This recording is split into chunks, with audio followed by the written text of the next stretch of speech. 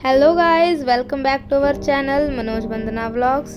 तो जैसे कि आपने हमारा पिछला व्लॉग देखा ही होगा, जो था हमारा संगरूर टू दिल्ली पार्ट 1। इस व्लॉग सीरीज में हम आपको दिखाने वाले हैं अपने दिल्ली की पूरी जर्नी।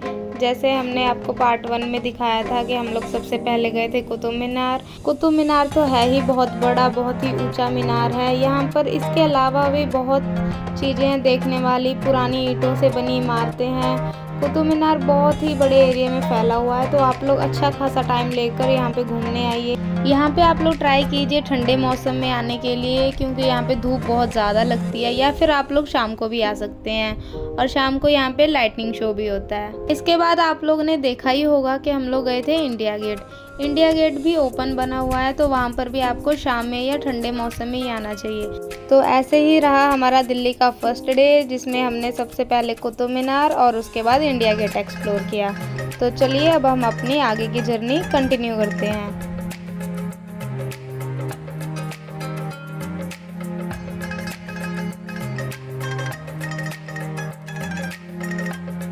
तो आज है हमारा दिल्ली में सेकंड डे, और आज ही है डॉक्टर अंबेडकर जयंती। तो सबसे पहले हम जाएंगे डॉक्टर अंबेडकर नेशनल मेमोरियल में। उसके बाद फिर हम लोग जाएंगे रेड फोर्ट, और फिर लास्ट में हम लोग जाएंगे जामा मस्जिद और पैसिफिक मॉल। ये सब जगह को कवर करते हुए हम लोग संगरूर फिर वापस चले जाएंगे।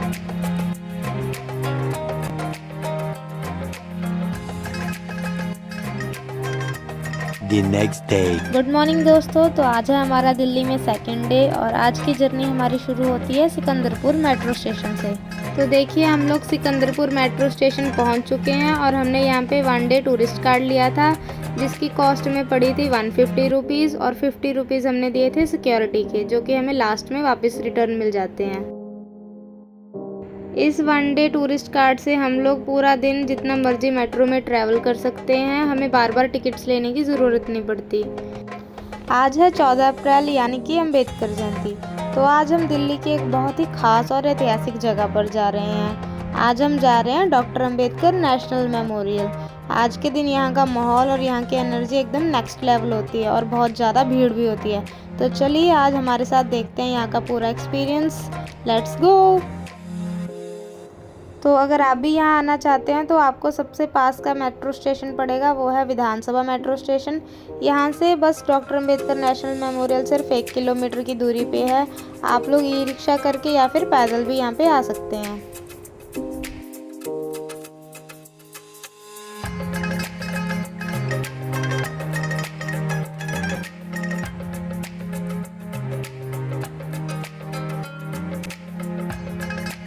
आज के दिन तो यहाँ पर इतनी भीड़ है कि यहाँ पर पैर रखने की भी जगह नहीं है, और इस भीड़ में जो जोश है ना, वो तो एकदम देखने लायक है। तो फाइनली एक लंबी लाइन के बाद हमारी भी एंट्री अंदर हो चुकी है।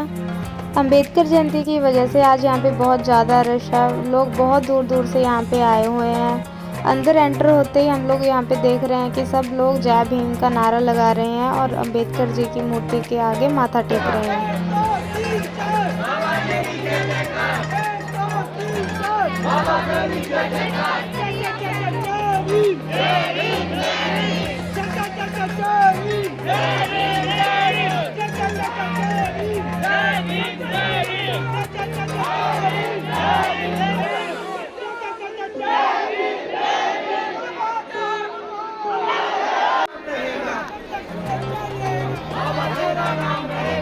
आइए मैं आपको ज़रा इसका इतिहास बता दूं। यह जो मेमोरियल है वो 26 अलीपुर रोड पर है, और यहाँ डॉक्टर भीमराव अंबेडकर जी ने अपने जीवन के आखिरी साल बिताए थे, और साल 1956 में यही उनका महापरिनिर्वाण हुआ था। और साल 2018 में प्रधानमंत्री नरेंद्र मोदी जी ने इस भव्य मेमोरियल को भारत को समर्पित किया था। और ज़रा इस बिल्डिंग के डिज़ाइन को तो देखिए, ये एक खुली किताब की तरह बनाया गया है, जो भारत के संविधान को दर्शाता है, जिसे हम लोग जानते ही हैं कि बाबा साहब जी ने लिखा था।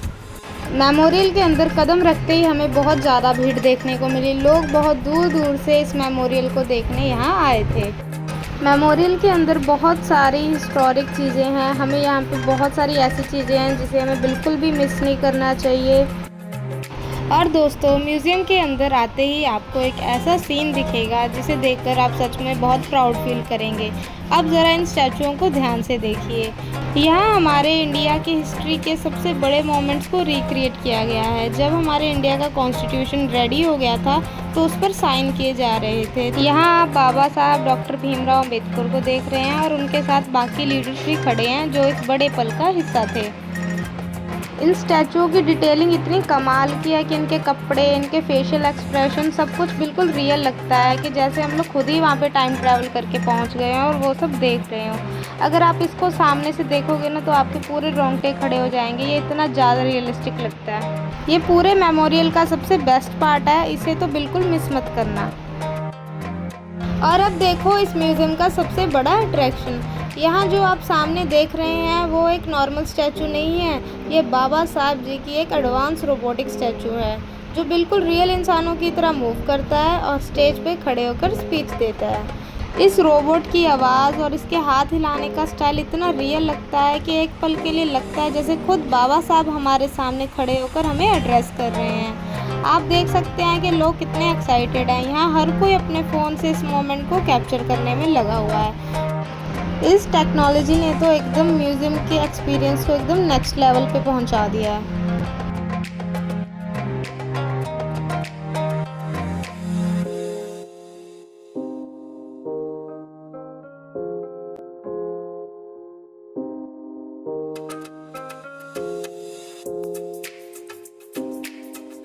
और ये देखो दोस्तों, म्यूज़ियम में आगे बढ़ते ही हमें इस पूरे मेमोरियल का एक छोटा सा और बहुत ही प्यारा मॉडल दिखाई दिया।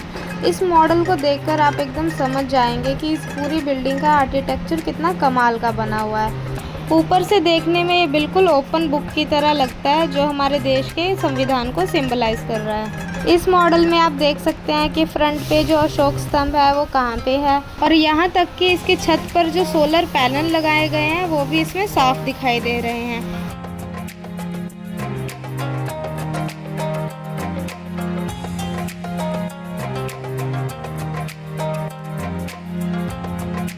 और ये देखिए गाइस, ये है कॉन्स्टिट्यूशनल गैलरी। यहाँ दीवारों पर हमारे कॉन्स्टिट्यूशन के पेजेस को इतना सुंदर तरीके से डिस्प्ले किया गया है और इन पेजेस पे हमारे फंडामेंटल राइट्स और बाकी सारे कानून लिखे हुए हैं। एक कॉन्स्टिट्यूशनल गैलरी को देखकर अंदर से बहुत ही ज़्यादा अच्छा फील हो रहा था और बिल्कुल ऐसा लग रहा था कि जैसे हम पूरे संविधान को एकदम अपने करीब से महसूस कर रहे हों।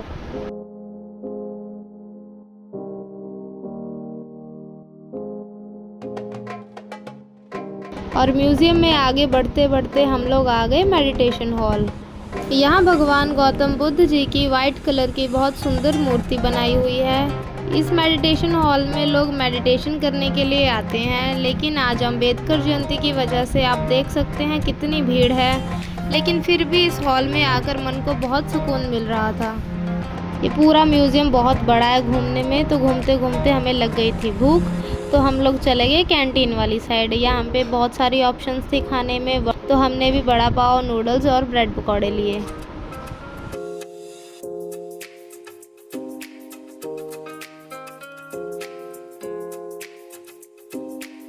पूरे मेमोरियल को अच्छे से देखने के बाद हम लोग आ गए थे बाहर। और जैसे ही हम लोग बाहर आए, भाई देखो यहाँ लोग इतना गजब का डांस कर रहे थे। अम्बेडकर जयंती की खुशी में तो पूरा माहौल एकदम फेस्टिवल जैसा बना हुआ था।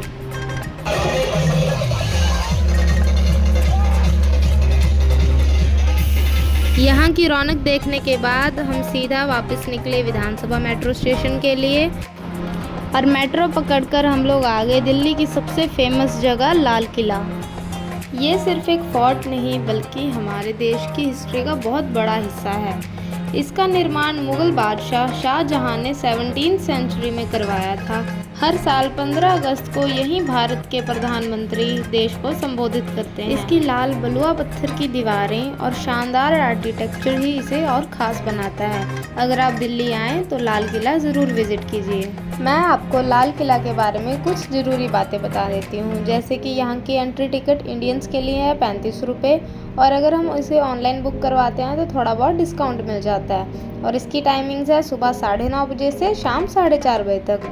और एक और ज़रूरी बात, ये मंडे को बंद रहता है। लाल किला घूमने के बाद हम लोग पुरानी दिल्ली की गलियों से होते हुए जामा मस्जिद की तरफ चल पड़े। जामा मस्जिद लाल किला से सिर्फ 1 किलोमीटर की दूरी पे है, इसलिए हमने चलना ही प्रेफर किया। और देखिए हम लोग चलते चलते पहुंच गए थे जामा मस्जिद की एंट्री गेट पर। मेन गेट पे भी बहुत सारे रिक्शा वाले थे और टूरिस्ट भी ज़्यादातर लाल किला के बाद यहीं आते हैं घूमने के लिए। लोग भी फिर एंट्री गेट से एंटर हो चुके हैं, अब अंदर जा रहे हैं। अंदर आते ही हमारे शूज़ उतरवा दिए गए थे। उन्होंने बोला था या तो शूज़ हाथ में पकड़ लो या फिर जमा करवा दो। जामा मस्जिद में एंटर होने के लिए 4 मेन बड़े बड़े गेट बनाए गए हैं और जैसे ही हम लोग अंदर की तरफ बढ़े, सामने जामा मस्जिद का शानदार नज़ारा देखकर हम तो बस उसे देखते ही रह गए। जामा मस्जिद दिल्ली की फेमस मस्जिदों में से एक है। इसका आर्किटेक्चर बहुत ही ज़्यादा खूबसूरत था और इसका इतना बड़ा कोर्टयार्ड था, इतने सारे लोग थे यहाँ पे। यहाँ हमने बैठ कर रेस्ट की और कुछ देर इस माहौल को महसूस किया। अगर आप भी जामा मस्जिद आने का प्लान कर रहे हैं तो मैं आपको इसके बारे में थोड़ी सी डिटेल्स बता दूं। इसकी एंट्री बिल्कुल फ्री है, इसकी कोई टिकट नहीं लगती और यहाँ की टाइमिंग्स है सुबह 7 बजे से दोपहर 12 बजे तक और फिर दोपहर में 1:45 से लेके शाम 6:30 बजे तक। और यहाँ पे नमाज के टाइम पे टूरिस्ट की एंट्री बंद रहती है।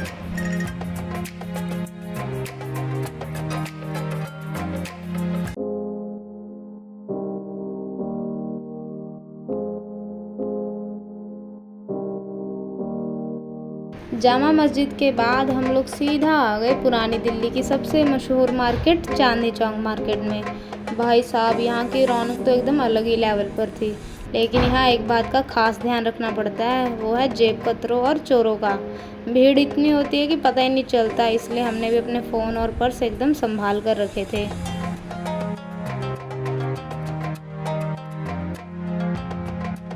यहाँ पे हमने भी थोड़ी बहुत शॉपिंग की क्योंकि यहाँ पे प्राइस बहुत अच्छा मिल रहा था हर चीज़ का।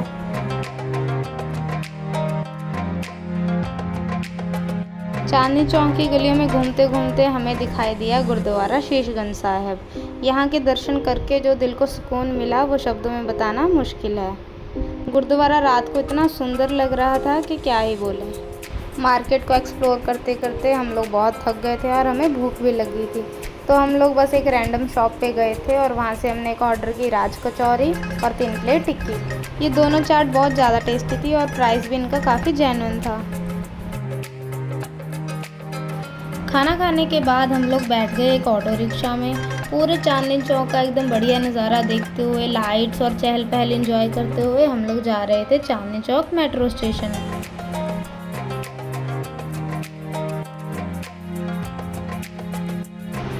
तो गाइज़ अब हम लोग आ गए हैं चांदनी चौक मेट्रो स्टेशन पर और यहाँ से हम लोग जाएंगे विश्वविद्यालय मेट्रो स्टेशन, वहीं होगा हमारा आज का नाइट स्टे।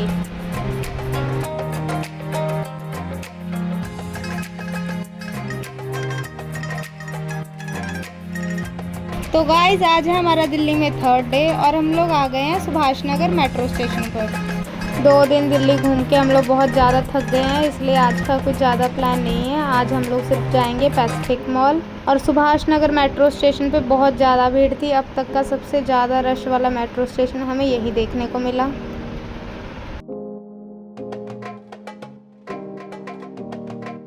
मेट्रो से उतर के हम लोग ने डायरेक्ट ऑटो किया क्योंकि हम लोग बहुत ज़्यादा थके हुए थे। पर Pacific mall Subhash Nagar metro station से बहुत ही पास में है, लगभग 200 मीटर की ही दूरी होगी। आप लोग पैदल भी जा सकते हैं।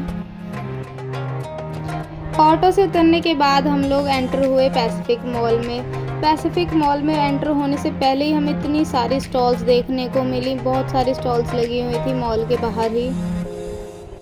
लेकिन हमने सोचा कि स्टॉल्स वापसी में देखेंगे, पहले अंदर चलते हैं।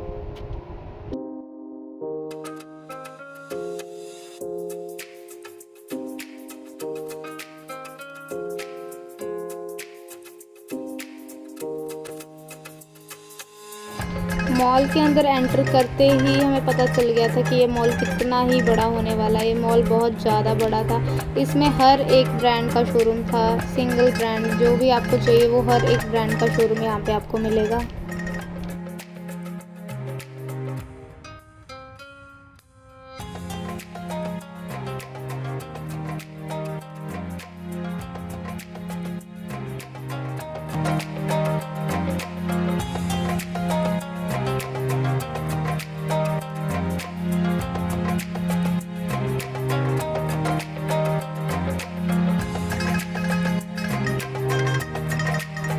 हमने नीचे से मॉल घूमते घूमते देख लिया था कि ऊपर अलग से फूड कोर्ट भी बना हुआ है, तो हम लोग ऊपर चले गए थे कुछ खाने पीने के लिए, क्योंकि हमें भूख बहुत ज़्यादा लगी थी।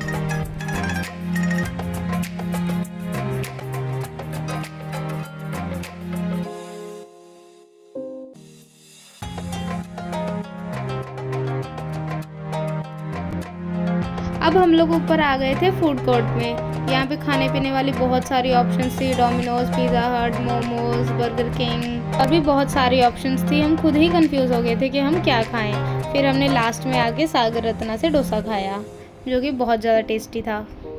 फूड कोर्ट के बाद हमें दिखा ये गेमिंग जोन। यहाँ पे बहुत सारे अलग अलग टाइप्स के गेम्स थे, जो कि छोटे बच्चों के लिए भी थी और बड़े बच्चों वाली गेम्स भी थी। और इसके बगल में ही था 99 स्टोर भी, तो हम लोग वहाँ भी गए। वहाँ पे भी बहुत सारी अच्छी अच्छी चीज़ें थी।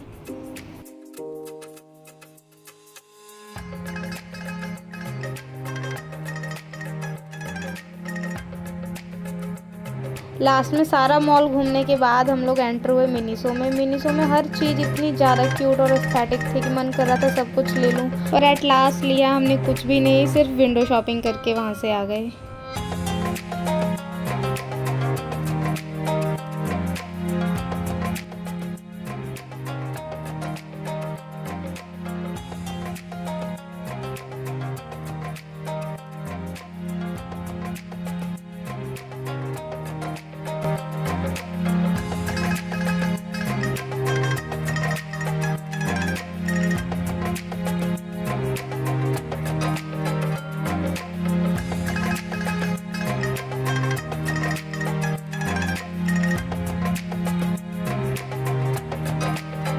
हमें यहाँ का कुर्तीज़ और कॉर्ड सेट का कलेक्शन भी बहुत अच्छा लगा। मॉल से निकलने के बाद हमने वहाँ पे कार्ट देखी और हमें थोड़ी थोड़ी भूख भी लग रही थी, तो हमने 2 एग रोल्स करवा लिए।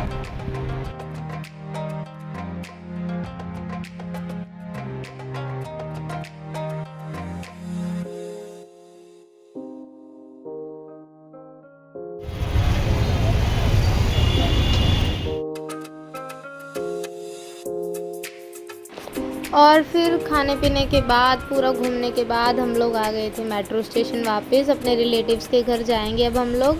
वहाँ से हम अपना लगेज उठाएंगे और फिर जाएंगे रात को स्टेशन।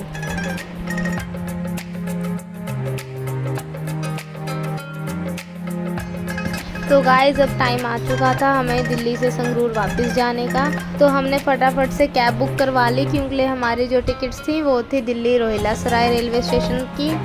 तो हम लोग जा रहे हैं अब रेलवे स्टेशन। ट्रैफिक की वजह से हमें रेलवे स्टेशन पहुंचने में थोड़ा सा देरी हो गया था, इसलिए हमने कोई भी क्लिप्स नहीं ली और ट्रेन में बैठते ही हम लोग सो गए।